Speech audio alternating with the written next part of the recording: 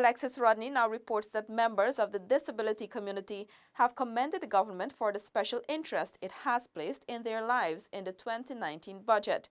They say the administration is much more sensitive to persons living with disabilities. For the first time in Guyana, persons living with disabilities will be able to purchase their own vehicles, free of excise duty and value-added tax. They will also be granted a tax rebate on mobile phones with accessibility features, allowing visually and hearing-impaired persons to afford a smartphone. Minister of Finance Winston Jordan made the announcement on Monday during the presentation of the 2019 national budget.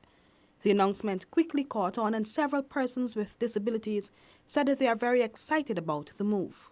In the scenario of the whole thing is that it would help persons with disability to be, to access more of the internet and all the rest of it.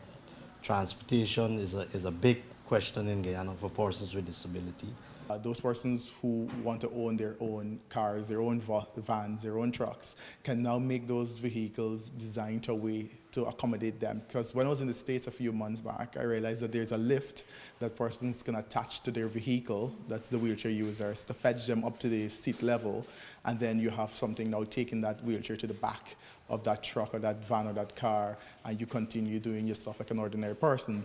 So I think with that aspect of the budget that talks about making it possible for us to purchase vehicles and not pay the big heavy-duty taxes is going to significantly benefit the disability community. Disability rights advocate Ganesh Singh said persons with disabilities already face challenges utilizing the services of public transportation. He said whoever made the recommendation to the government on behalf of the community must be commended. Many persons, especially wheelchair users, they have a horrid time when they're trying to move from point A to point B, because many taxis do not want to take their wheelchairs.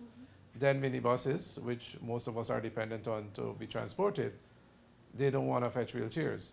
So you have persons using wheelchair that might be living in Mahaica or very far-flung areas, and they can't come to school in Georgetown, or they can't come to a workshop, or they can't go to a place of employment.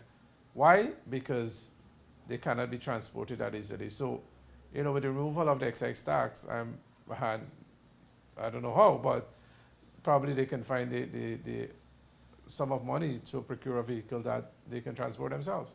Minister Jordan said, however, that the commission representing persons with disabilities must certify that those persons, the vehicle and the handset, are eligible for the concessions.